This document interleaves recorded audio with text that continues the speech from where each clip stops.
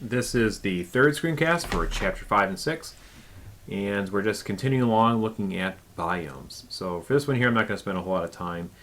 This is just aquatic biomes. We can see some of the different characteristics or locations of some aquatic biomes. Alright, this slide here, we won't spend a whole lot of time. You can just kind of go ahead and read through here.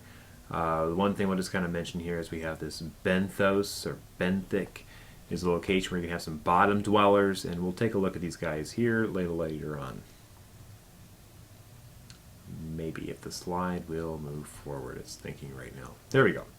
So how do we characterize aquatic biomes? Well, where we have terrestrial biomes, we're pretty much looking at the dominant plant growth, and this is related to, we're taking a look and saying, okay, we have trees here, we have grass here, we don't have much vegetation at all, or other organisms that we happen to find there. That's typically defined by the precipitation and the temperature. Whereas with aquatic biomes, we're actually just looking at the physical characteristics. So we're not necessarily looking at plant growth or anything like that. We're just looking at, okay, what is the salinity like? What is the depth of the water like? What is the flow of the water like? But we're not looking at temperature. Temperature isn't something that we consider when we're talking about an aquatic biome. So, starting off, oceans. What are oceans like, or with different locations? Well, it depends, of course, where you're at. Just to make the mention, it's not all equal anywhere you go in the ocean. If you look at the coastal, it's just about 10%, looking at the location as far as how far out, whatever you want to consider the coastal area. But as far as marine species go, that's where most of the material you're going to find is. So most life in the ocean is somewhere near land. Okay. So just kind of subdividing these typical locations, these are some definitions you probably should be aware of. Just looking at euphoric, that is where, euphotic, that is where you're going to have some photosynthesis, or the light is getting into those locations. You get into this bathyal location, the light is no longer penetrating, and then the abysmal is where you're not typically going to have much life at all. There is some, but you're significantly deep underwater. To put in perspective, it's almost a mile below the surface, so it's fairly deep. But notice that we go over to this coastal zone. It's pretty dense as far as the amount of material you'll have there, because it's getting a lot more sunlight, so you're going to have a lot more organisms kind of going there. You have things growing, and therefore you have other things continuing that food chain along that location. Okay. Estuaries, coastal wetlands. This is a typical location where you're having the mixing of freshwater and saltwater, so the freshwater coming out from the rivers, and then of course you have the oceans that are already there supplying the saltwater. Ecological Services, we're going to do an FRQ on this in a few days, I suppose. But as far as some of the things that these estuaries provide for us, is they're kind of a filter. So before you have material going out into the oceans, you have these estuaries that have, there's land there, there's marshes, they're swampy, but they're like a sponge, and they can filter out a lot of material for us and reduce pollution. So they're good to have in those locations.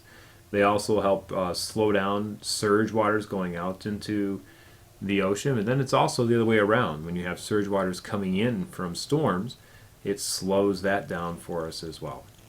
Okay. Moving along. Mangroves. These are always kind of scary looking. Sometimes you see them in movies and such, and they'd be always kind of frightening to wander into those locations. But they're very rich in biodiversity. There's a lot of organisms that depend upon these locations for their habitats.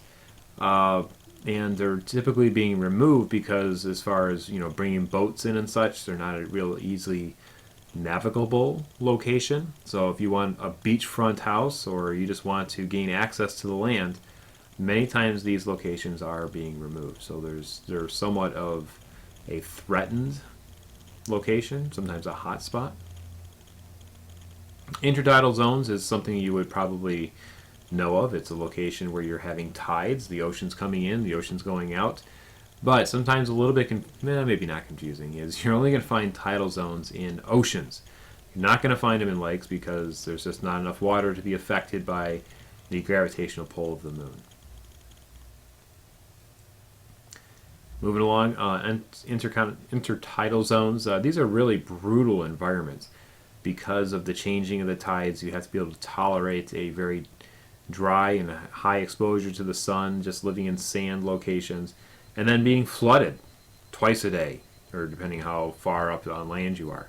The conditions that you would have in those locations are pretty brutal. But you have a wide variety of organisms that definitely depend on these unique conditions that they have. Coral reefs, this is one of those very threatened locations. They're very biodiverse, but they're losing a lot of their, well, just coral in general. The relationship is how they're put together. We'll discuss more in lecture. It's too complicated to spend that much time here. But because of the changing in the ocean's pH, they are starting to disappear. And as they go away, that full habitat of all the other creatures that depend upon them are being threatened as well. Going into freshwater zones, you have these three definitions that you can go ahead and take a look at. We mentioned these before in regards to the euphotic zone, the bathful zone, and the abyssal zone.